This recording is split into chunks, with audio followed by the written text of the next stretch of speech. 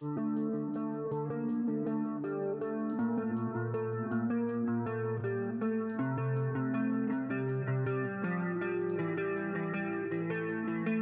video gerak bibir kepada Megawati, Mama Presiden Prabowo mau ketemu Mama. Politisi senior PDI Perjuangan Sidarto Danusubroto mengonfirmasi video viral yang menunjukkan dirinya menunduk pada Megawati yang tengah duduk di samping Ketua DPR, Puan Maharani. Sidarto lalu membisikkan pesan kepada Megawati yang kemudian diulangi oleh Puan. Terlihat gerak bibir Puan bunyi pesan itu seperti kalimat, "Maaf, Presiden Prabowo mau ketemu Mama." Ucapan Puan kepada Megawati itu dibenarkan Sidarto saat dikonfirmasi Rosiana Silalahi. Karena ada satu pesan yang disampaikan, orang dekatnya Pak Prabowo.